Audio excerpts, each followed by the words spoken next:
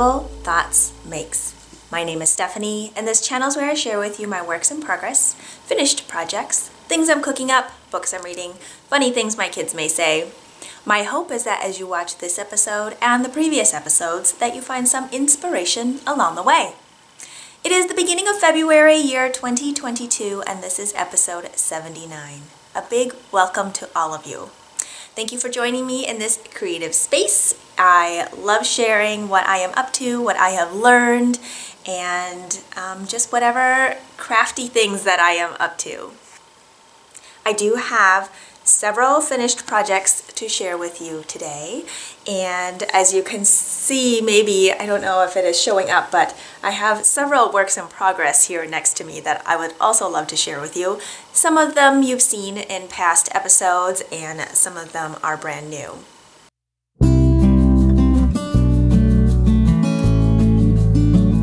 Okay, I had to adjust things a little bit there because I felt like I had to sit slouching in order to fit myself in the frame. So hopefully now that I have adjusted things a little bit, I will sit up straight. So let's start with finished projects. We will start with the one that I am wearing. This is the hyphenated sweater by Jamie Hoffman, and I started this sweater back in October of year 2020. You heard that right, 2020, not 2021. I mentioned this before the last time. I think I talked about this sweater as a work in progress, that when I started it, it was a complete spontaneous cast on. I had this pattern queued up and I've been wanting to knit it for a while, and of course I started when my kids are at home, 100% virtual learning, and yeah, not a good idea. Especially when there's color work and increases and long floats, and it isn't necessarily like a hard or complicated pattern. It just wasn't maybe the best choice when I also have to be very present for my young children at home. But yes, I cast on anyway, and it was not without frustration. I had to rip back several times. I started over several times. I wasn't getting the increases done correctly. It was just kind of a mess, and yet I really wanted it. And maybe it was me like metaphorically fighting against what was happening in the world. I don't know, but I stuck with it. And this is not to say I won't just like abandon projects like frog projects and just be like, that's not gonna work out for me. This is just one that I really, really wanted, and I was okay with putting it in timeout or hibernation or whatever you want to call it for some time and then come back to it later, which is what I did for several months at a time here and there. And I did make several changes to it. So I knit the second size. I think the result was supposed to be like 36.5 inches, which would give me like 4 to 5 inches of positive ease. And the needle sizes called for, I think, were a US 2 and a US 3. Maybe, you know what? I have the pattern here. I'm not going to guess, because I made a significant number of changes and I don't want to tell you incorrectly. Okay, so the ribbing is recommended to use US 1.5, which is a 2.5 millimeter needle. And then the rest of the body recommends using a US 3, which is a 3.25 millimeter needle. It is knit all in fingering weight yarn. Again, what was I thinking casting on a fingering weight sweater at that time? It didn't make any sense, I tell you, but I did it anyway. So, I didn't have a US 1.5 needle, so I did my ribbing initially in a US 2. Now, since October 2020, I have acquired US 1.5 size needles, but at the time I didn't have them. And so I used a US 2, and of course, because it's bigger too, my neckline ended up being wider than I wanted. And I've learned a lot of things about garment knitting, my tension, and different things since October 2020 as well. So yeah, I ended up going back in and using a crochet method for cinching up the neckline a little because it was just a little bit too wide on me. And I have a video for that, so I will link it on the screen here, and if I remember to, I will also put it in the show notes. I do have playlists created for different topics of videos, so like how-to or knitting tutorials. You can check there as well if you don't see it right away, just clicking on videos and looking at all of them.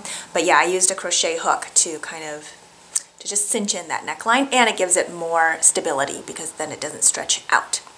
So I did that, and then I knit this yoke probably several times, some sections more than others, and I use a US 3 per the pattern on this part.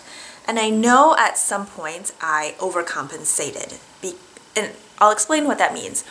There are some longer floats in this yoke, and you don't want it puckering, and then because I had a very high contrast, I didn't always want to catch the floats because I didn't want that yarn to poke through and show through. So I had to be extra careful with keeping my floats nice and loose on the back. Well, in some cases, I think I overdid it, and there's no puckering, but then my gauge ended up being off, so very different. So when I finished my yoke, the depth of my yoke was maybe an inch longer than what the pattern schematic said it would be. So that was one kind of thing that changed throughout. And then another thing was the pattern has this texture, like a purl bump that comes in and out here and there, but I omitted that because I didn't want to complicate things for myself. So mine is just stockinette all the way through. The other change I made was the yoke is set up for like a lot of different yarns, so you'll just keep changing it, and the color work chart does tell you where to change it, but I wanted to simplify it, and I had this gradient yarn dyed by Christina of Teal Torch Knits to use, and so that's what I wanted to use. I did wind off the beginning, there was like a cream color, and so I wanted to start with this peachy cream color. And then I didn't end up using the entire ball. It continues into like a deeper purple. So I paired it with this brown that has a purple undertone. And this is by the Yarn Collective, and it's their Fleurville 4-ply collection, and this colorway is Hellebore.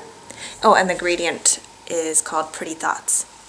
So I thought I would just kind of eliminate the issue of having to switch yarns by doing a gradient, and that worked out really well for me. So then by the time I finished the yoke and realized that my gauge was kind of changing and things were kind of just not exactly by the book already, then I started the body on the US 3 needles, continuing, and I didn't love knitting it on US 3. It was such a slog. Like I'll use US 3 knitting like DK weight socks, but a whole sweater, fingering weight, it just wasn't doing it for me. And my hands, it just didn't feel good in hand. So I switched it up.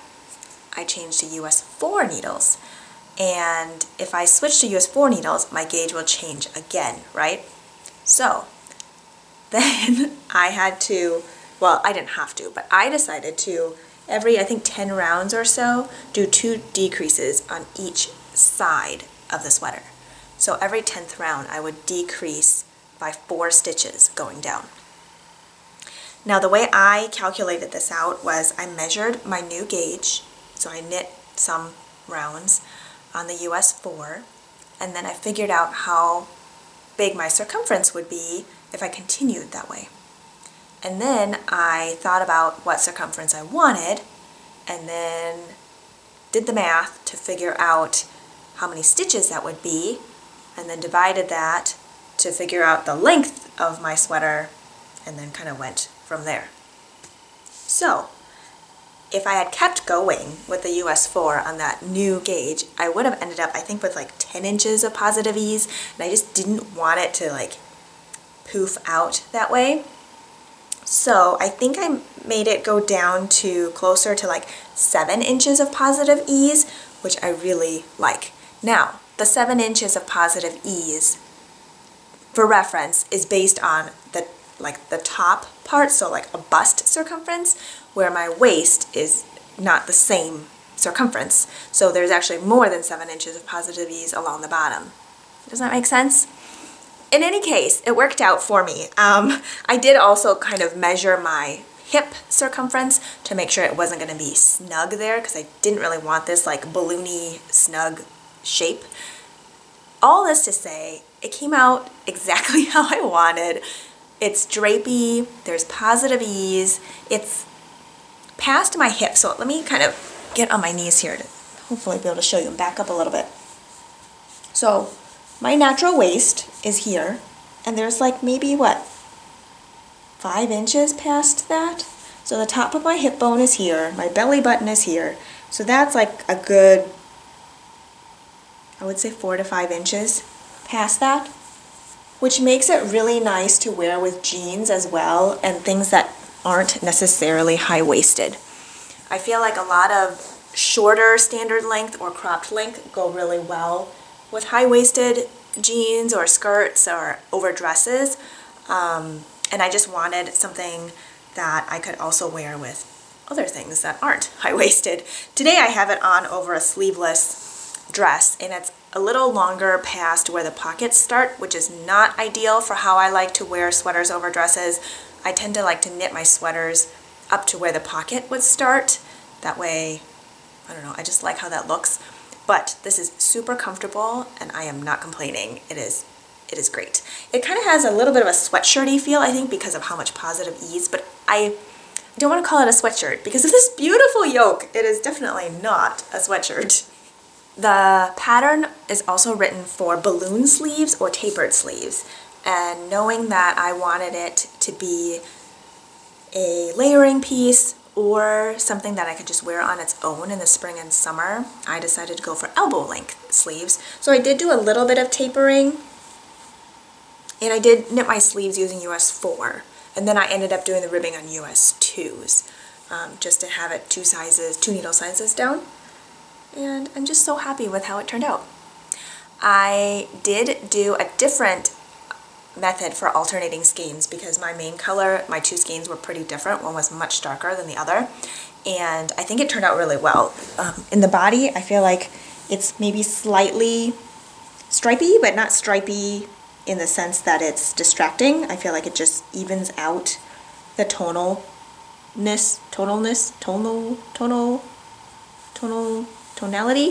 I don't know, tonality maybe of the yarn. In the sleeves, I decided not to alternate, and it's much more solid. And I did alternate this one in the center of the back. You can see a slight seam type of look there. It does not bother me one bit. I think it's just part of the sweater. I think sometimes if you do need to alternate skeins, no matter what method, like the side is less noticeable, but since I was doing decreases on the sides, that wouldn't have worked out so well for me. Another method is to do the helical knitting method, where you are always slipping 3 stitches and that change point keeps rotating around the circumference. I don't find that the best method if you have a textured pattern, and also if you're going to be doing any waist shaping. That I feel like that just gets really confusing because your slip stitches will keep shifting around. Anyway, I have a video for how I tried this new method of alternating skeins, and I'll link to that in one of the corners here on the screen, and if I remember, it will also be in the show notes with this project. The next project I'd like to share with you is one that I do not have on hand, but I will put pictures of it here on the screen as I talk about it.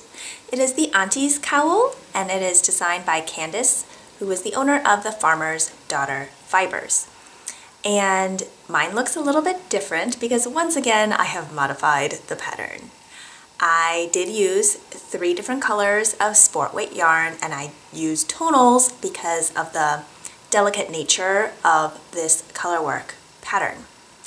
I prefer using things that are higher contrast or solid or tonals if your color work is going to have parts where it's just 1 stitch versus like blocks of stitches.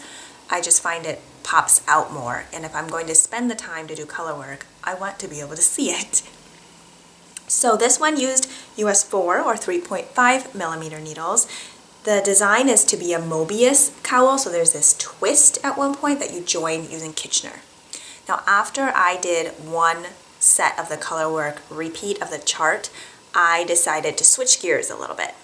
I wanted it to fit more snug. Now this wasn't for me, this was a gift for a very special person in my life, and I just thought if it was a closer fit, it would be easier to wear under a coat. And anyway, yes. So I decided instead of this Mobius look, it was going to be flipped 90 degrees, and I was going to knit this other half of the cowl in stripes. The recipient loves stripes, so I thought it would work out really well. And I used the 3 colors, and I just figured out how many inches or how many rounds I needed and divided that by the colors to figure out the width of my stripes, and I went from there. And then when I finished, I flipped it so the wrong sides were facing and Kitchenered the ends together. So it ended up being a tubular cowl, but it was a 2-in-1 because you could wear the colorwork side out or the stripe side out. So that was kind of fun to do. And yeah, that worked out really well. The recipient received it, so I was able to then share it on Instagram, and I love that project. I think it was super fun. Next up are a pair of socks. This sock pattern I think is pretty popular. It's been around for a while. It's a free sock pattern. It is called the Blueberry Waffle Socks, and I apologize, I don't have the name of the designer right now, but it will be popped up on the screen here. So here is my pair. Dun, dun, dun, dun. I'm gonna hold it up a little closer so you can see the texture.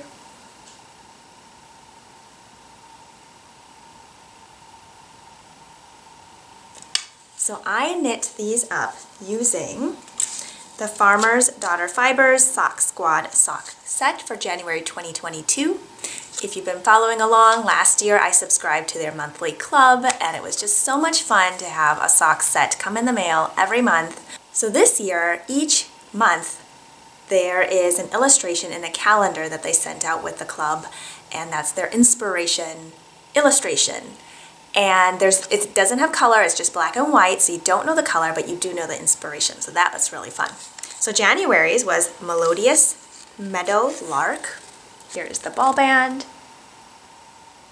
And there are 3 bases that cycle through for the year. And this month, or no, sorry, not this month, but January's was 75% superwash merino, 25% nylon. And each one comes with a 100 gram and a 20 gram. So this is what's remaining of my project. I have it wound into 2 balls because I knit my socks DK weight and 2 at a time on their own needles. And here's the mini that I have not yet used. It's kind of a tan color with maybe black heavy speckling. Not heavy, it's not everywhere, but there's like some spots with more black than others. And as somebody who is very inspired by nature, I am just so excited for each month's inspiration and colorways. I'm all for it. So once again, I have modified this pattern. It is very easy to modify because basically you just need to know the stitch pattern, and then you can divide that by however many stitches you want to knit your socks. You can even knit them in fingering weight if you don't want to do DK weight. I think the original pattern uses bigger needles too, maybe a US 4 or US 5, and the cast on, I know it was over 50 stitches, and I knew that was going to be way too loose on me. So I decided to use US 3, which is a 3.25 millimeter needle, and that size works really well for DK weight socks. I like the fabric that it results in for my gauge of knitting. So I divided my yarn into 2, and then with each one I pulled from the center and from the outside.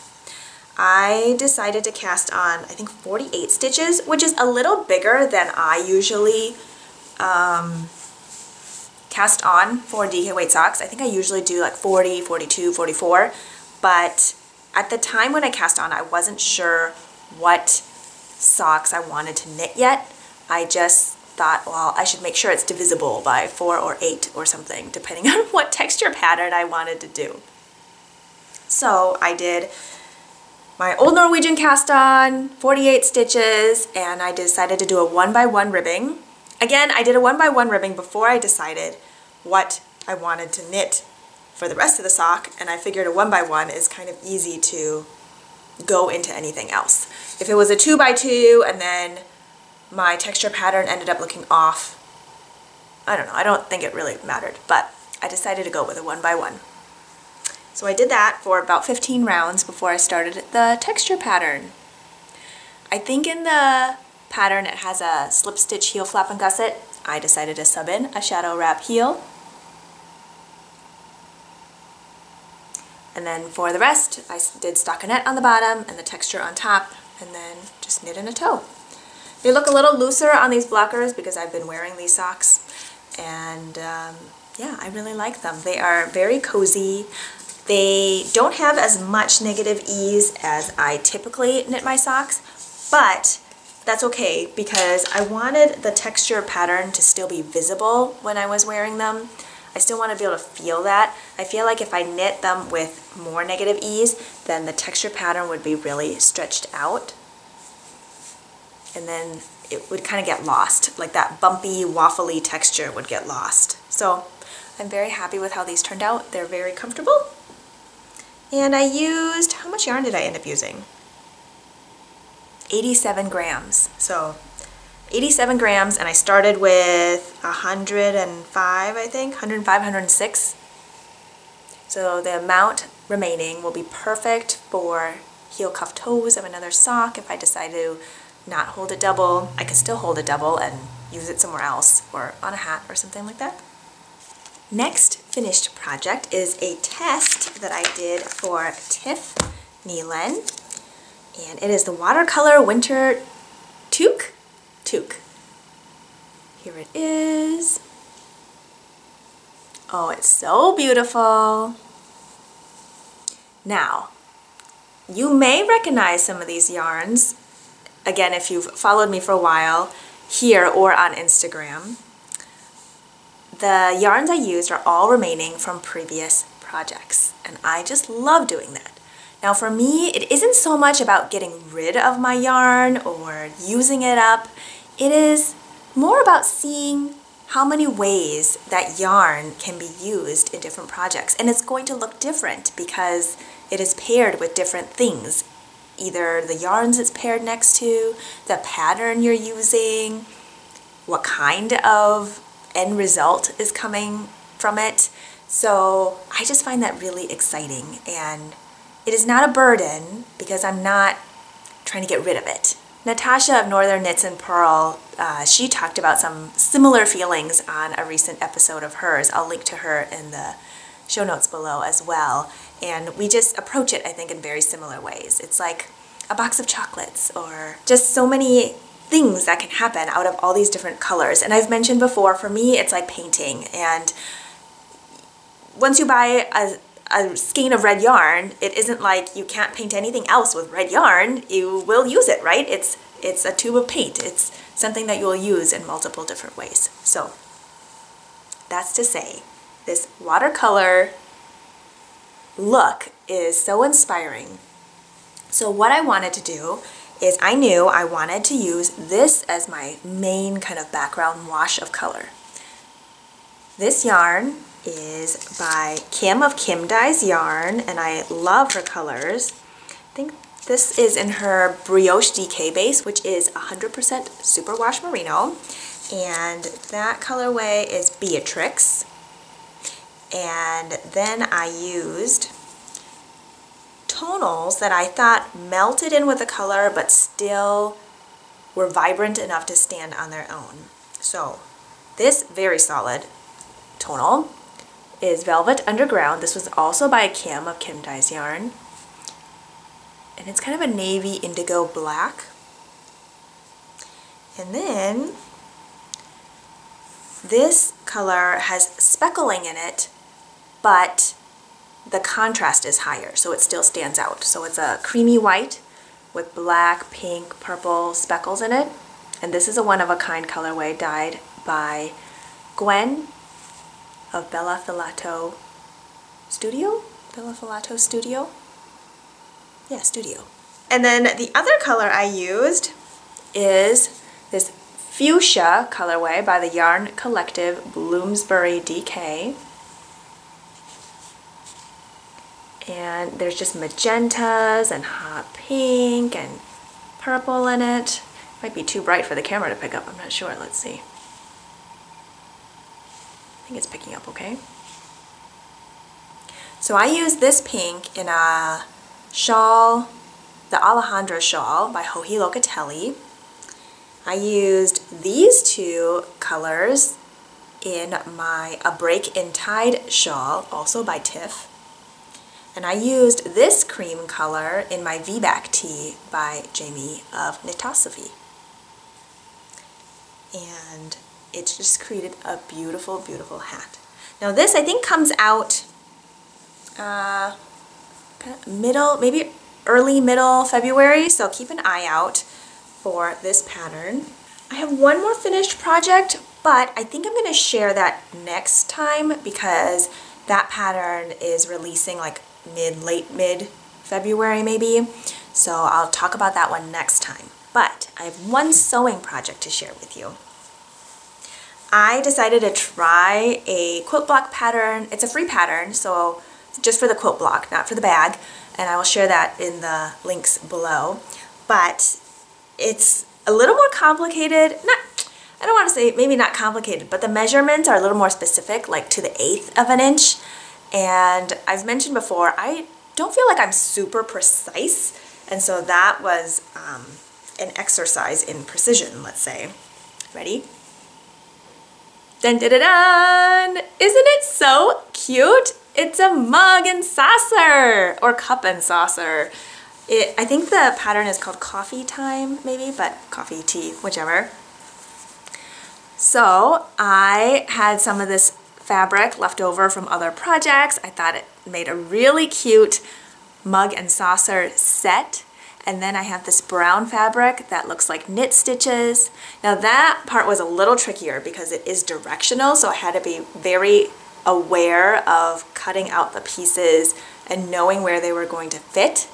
So if you don't want that kind of brain exercise, I would recommend using a non-directional fabric. Mine did end up a little off in these corners here of the saucers.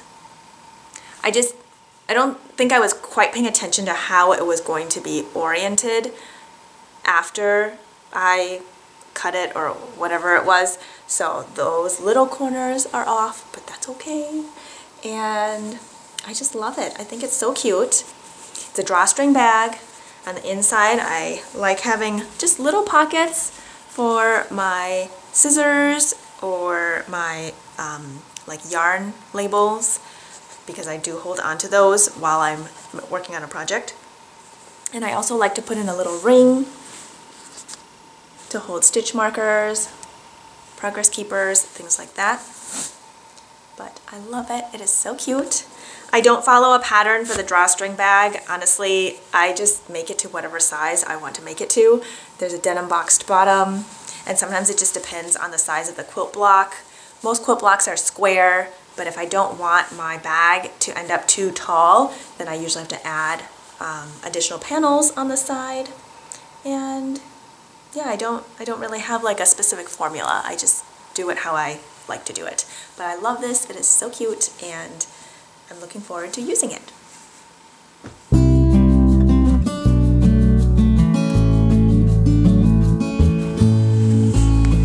Okay, I took a little break there. I think I talked myself out for a little bit, but I believe that's it for all the finished projects. And now let's get into the pile of works in progress. Now initially I had jotted down 2 additional projects that one I've swatched for and one I've just gathered the yarn for. But I think those 2 projects I might save for a future episode, just looking at the pile here, and I don't want to overwhelm either myself nor you. So let's get started in the works in progress. Let's see. Let's start with something smaller. Okay.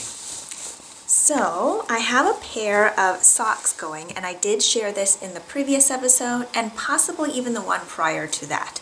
I just haven't finished them yet, and then there's just no hurry, I suppose. These are a pair of stripy socks, and I am knitting them with yarns that I received from the 2021 Advent calendar dyed by River of a Knitter's Homestead. It was part of her cottage Christmas themed yarns, and several of them were tweed. And I have shared about the yarns previously, so I'm not going to go into a ton of detail again, but I did want to share with you the progress. Here they are. Now I can't remember last time where I was when I showed them. I can't remember if I had just maybe knit the heels, or maybe not yet. Maybe I was still in the legs. But I am switching the colors every 8 rounds. Let me see if I can find my notes here. That would make it easier to tell you.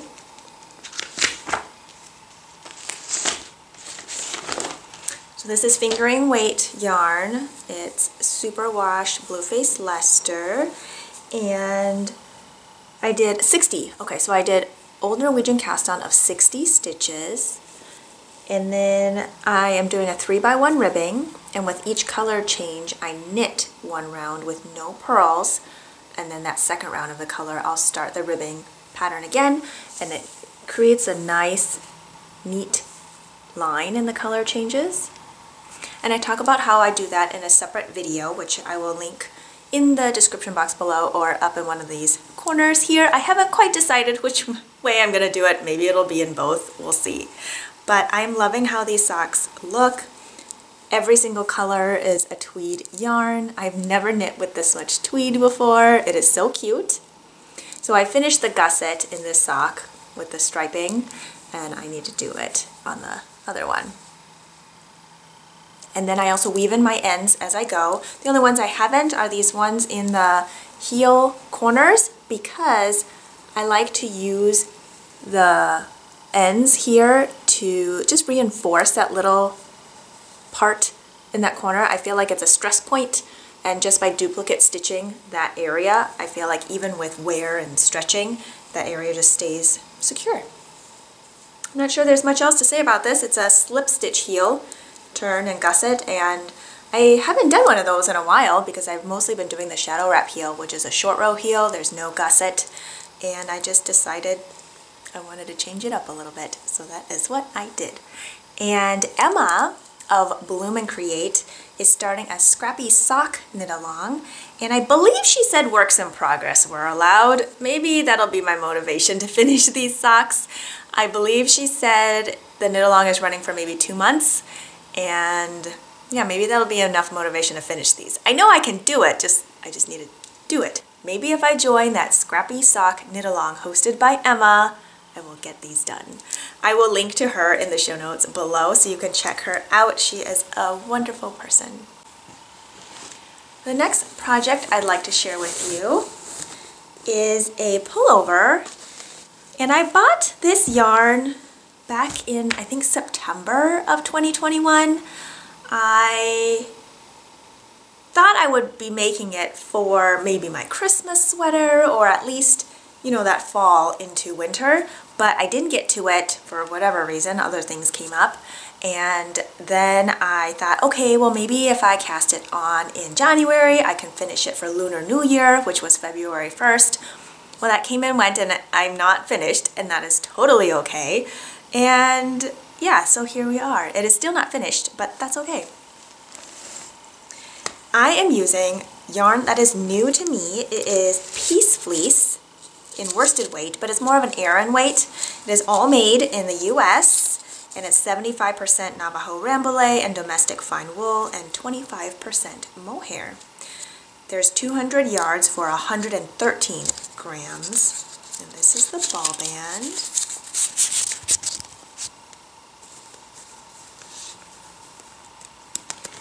And the yarn colors that I am using, here's the main color. This is Sheplova Mushroom. It is this beautiful saturated red. I think it's getting blown out a little bit here in the camera. Holding it farther back, I think it won't be as blown out. It's a darker red. And it's slightly heathered with brighter red kind of bits in it that almost make it look tweed. And there's lots of vegetable matter to pick out in here, like hay and pokey bits. But I suppose that's just part of the fun. And my contrast colors are, let me get the names right here. This one's chestnut. It is a warm brown. There, I think if I hold it just slightly farther back, the color is more accurate. And then Morning Dove. Oh, I am so mesmerized by this colorway, Morning Dove.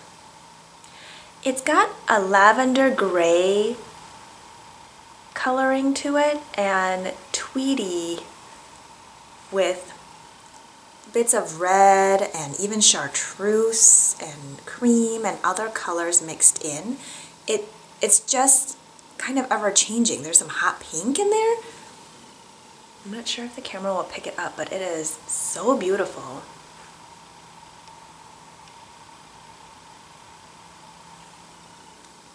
And then I have this cream. So together, they are making the colorwork yoke. And initially I was a little bit concerned that the red and the brown were too close. And I did have to end up changing up the colorwork chart a little bit, just in one section, because I felt like the red and brown were too close together and I wanted to stand out a little bit more just in that one section. But that is the only part that I changed. I'm going to hold it up for you to see. Make some room here. It's a little bit bigger than some of the pullovers that I have made with more ease. I chose size 2, which is a 38-inch circumference, and that will give me about 6 inches of positive ease. I wanted to go for a more easy throw-on sweater that could even go on over things like on its own without a coat. Maybe not in our dead of winter, but in the fall for sure. So here it is. Oh, it is showing up so beautifully. I love it. Now the sample has the main contrast more of a black and white, but I wanted to go for something slightly more subtle since the yoke is such a graphic design. It's very bold. So I decided that I wanted my Morning Dove and the Antarctic White to be those contrasting points. So instead of my darkest and lightest being at that part, I did my lightest and kind of medium. And then this brown with the white in the middle, the white in the middle is in the pattern as red, but I wanted it to be white to stand out a little bit more. So I actually have one sleeve done, and I have light bulb stitch markers there marking decreases just to make sure my second sleeve looks the same. And my second sleeve here is still on holders. I like to keep them on interchangeable cable holders so that when I'm ready to knit, I can easily just pop on some needles.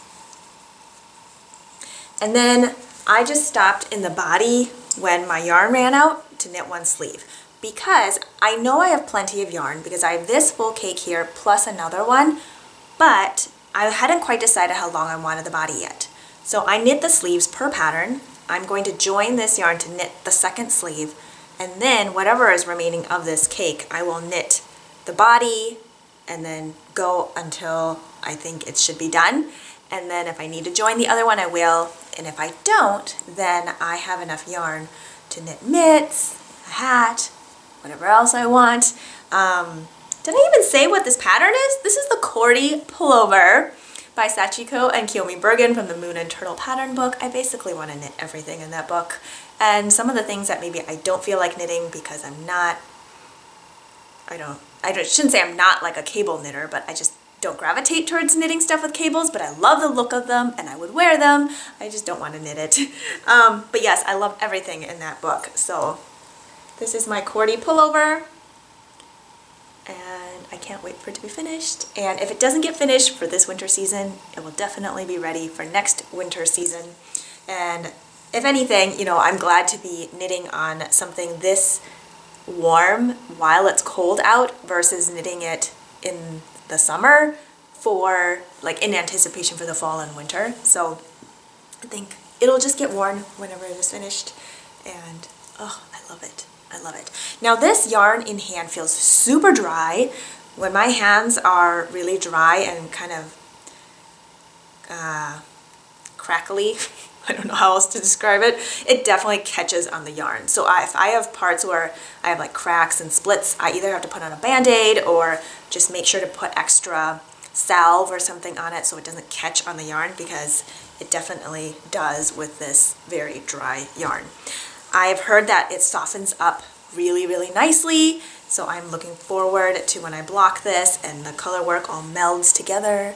Because it isn't superwash, there's definitely a toothiness to it, and I've noticed that even just in knitting, even in knitting the stockinette portion, not even the color work, sometimes they already are grabbing each other and I have to like jolt it a little bit more to even just knit with it.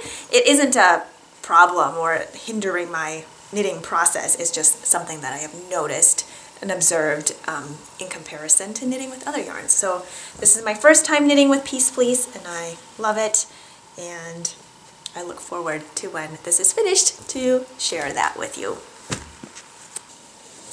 This work in progress is one that you will see for months and months, although maybe sometimes I just won't share it. But it is the Half and Half Triangles wrap by Purl Soho, and this is my third version.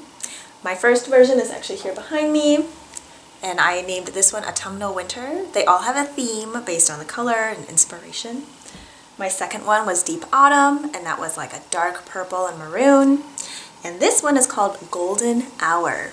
And I am knitting this with Honey Pink as my first color.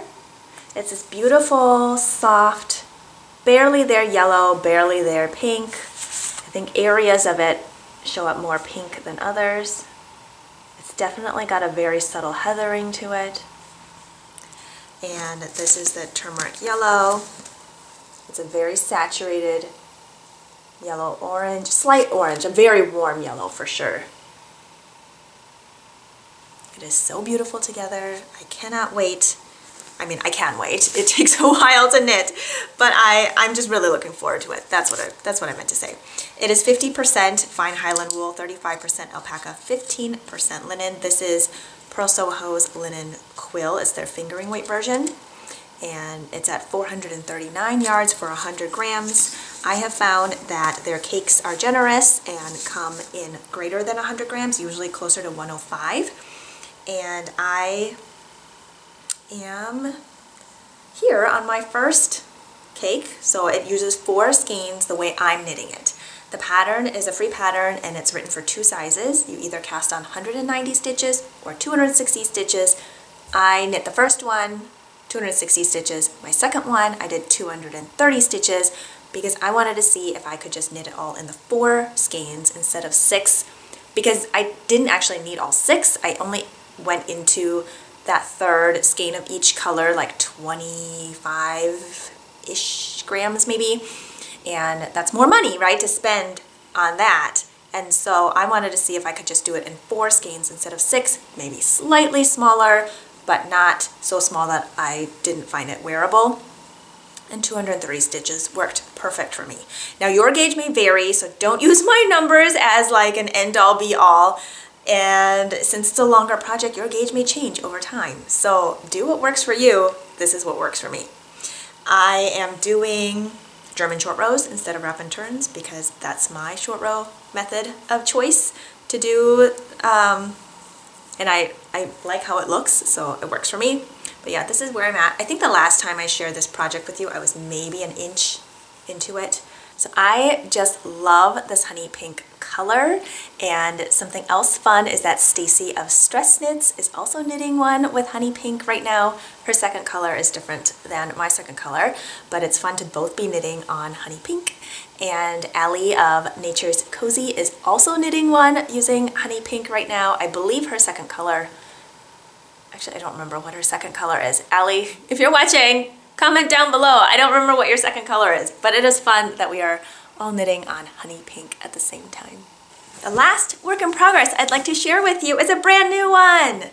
So Tiff Nealon, she is such a prolific designer, and I just love everything she puts out. I feel like everything she puts out is wearable. It's kind of a modern take on a classic silhouette, and it's so easy to customize. She usually gives different instructions for standard length versus cropped length or sleeve length, things like that. Of course, those are things you can always do on your own, but to have yardage estimates ahead of time is really helpful. So this is the Stripes of Joy pullover, and I won't give too much detail since it is in testing mode, but I did want to share with you the colors. This is also linen quill yarn by Pearl Soho, but it's their worsted weight. So the same fiber content of 50% fine Highland wool, 35% alpaca, 15% linen. But it is 164 yards for 100 grams, which I think is closer to Aran weight, because I feel like worsted weight is more like 200 yards for 100 grams. But it doesn't feel super like chunky to me. Anyway, I don't know. So, my colors. This is Pale Oats. It's kind of a creamy color. I can't tell if it's more warm toned or cool toned, but it's a creamy color called Pale Oats. And then I have Bright Flamingo. This is definitely gonna blow out here.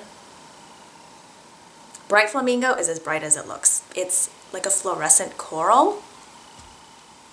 Then I've got Turmeric, which you just saw in my half and half triangles wrap.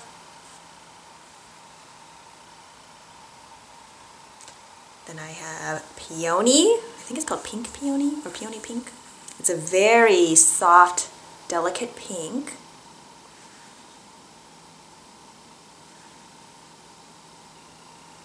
And then I have Chestnut Red. This one you'll recognize maybe from my Deep Autumn half and half wrap, although this is worsted, but same colorway. It's a very heathered maroon. I love it. So, let me share with you what I've got so far. It's a top down, in the round, stripy sweater, as noted by the name of the design, Stripes of Joy. Might look a little funny right now because it's all bunched up on here, but here is the start of it. I'm just working in my 5th color right now.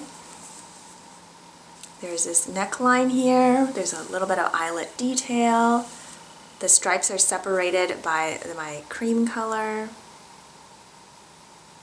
This is making me so happy. I know it's called Stripes of Joy, and it's definitely joyful. I love knitting stripes. I feel like they're mini goals because you'll say, okay, I'll just get to that part, or I'll just get to that part, and then that part, and so on and so forth. And putting together color combinations just makes me feel so happy. And Tiff is also an artist. I mean, she's a fiber artist, but she also has mentioned that she has painted in the past. I don't know if she paints now, but she's done watercolor and oils, and so have I. And so I feel like we have this connection there with like playing with color and the appreciation for color stories and arts. And anyway, so I just love, love, love playing with color. This is so much fun. I cannot wait to see it finished. I can see it in my head, and I have drawn out the sweater and just put in the color placements so that I could see what it looks like. And oh, I'm so excited for it. So excited. The due date for this, I think, is early March, so it'll probably come out sometime middle of March, early March, somewhere in there. So keep an eye out for that. I will definitely be sharing it with you once I finish the sweater.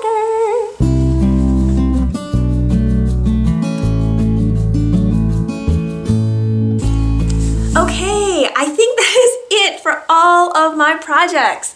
Thank you so much for hanging out with me. Now this last section, I can't remember if I called it Eats and Reads or Reads and Eats, but I just wanted to make sure to put it in there so I remembered to save time for it or save room for it. And I was so excited that a new Asian market opened up near us, so a less than half an hour drive, maybe 15 minutes, because prior to that we would have to drive maybe 40-ish minutes to get to the closest Asian grocery store, or at least bigger one. There was another one that's smaller, but it's pretty small. That's closer by. And I was so excited to go. It had just opened maybe in the last month or so, and I was able to pick up a lot of ingredients that I needed to prepare for Lunar New Year. So something that has been daunting in the past is creating the Taiwanese dishes that I grew up with for special occasions, or just things my mom would cook if I can't source the ingredients. And there's just some things, you know, you just can't replace. Like if I need a daikon, I can't just replace it with radishes or turnips or whatever. Like I need daikon, right? It's like if someone asked you to make a carrot cake but you had no carrots and they just told you to go replace it with something else. Well, then it's no longer a carrot cake, is it? So I was so excited to go to this market, and it was super clean and everybody was wearing masks. I felt very safe because of the masking, and I went earlier, so right when it opened, not like opening day, but opening for that day, so that I could potentially avoid any crowds because other people might be trying to get ready for Lunar New Year as well. And I'll insert some footage of that here on the side so you can kind of get a feel for what it was like in there. I felt like a kid in a candy store. It was so fun to see all these familiar things, to walk down the noodle aisle, to walk down the candy aisle, to walk, you know, down and see all the drinks, and it was just really nice, and it was really fun. So I'll share, hopefully some of that has been playing here on the side so you can experience that with me. But I was just able to create a lot of the dishes, not a lot, I created a few dishes that were special and important to me, and I shared them at the end of my previous video with like the cookbooks and things that I was finding inspiration from and to help me out a little bit.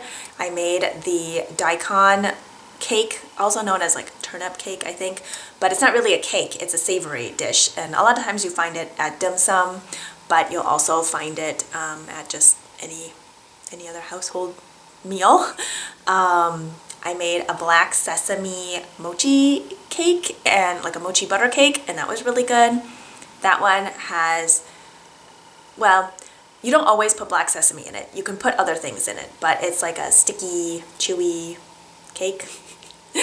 I made a sticky rice dish, and that was really good. Of course, it didn't taste exactly like my mom's, but I didn't expect it to. I just needed it to taste like sticky rice, like it was supposed to. And it was nice because I could have the shiitake mushrooms in there and the little dried shrimps that you put in, and that way you get the flavor that you're going for, right? So that was really fun, and we all enjoyed it very, very much. Okay, I think maybe that's all I wanted to talk about.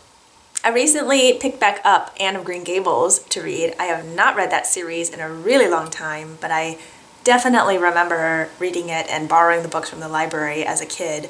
So I recently picked that up. I am on book 1, maybe 75% of the way through, and that has been such a treat to be reading that again. Have you been picking up any books lately, or reading some books that you haven't read in a long time? Do you even read books more than once? There are some books I definitely read more than once. I read a lot of the books written by Louise Erdrich more than once. I have a few of those, and there was a book recently recommended to me, something Beginnings and Ends. Beginnings and Ends. I will insert a picture of the book cover with the title and the author here on the screen. I did put a request in from the library, and it is available for me, so I need to go pick it up, and I look forward to reading that. So I think that is it for today. I have talked so much. I hope you are doing really well and that you are taking good care of yourself and your loved ones. If you are affected by the ice and snowstorms going on right now, I do hope you're finding ways to be warm and to be safe. So until next time, cheers to being creative, and I'll talk to you later. Take care.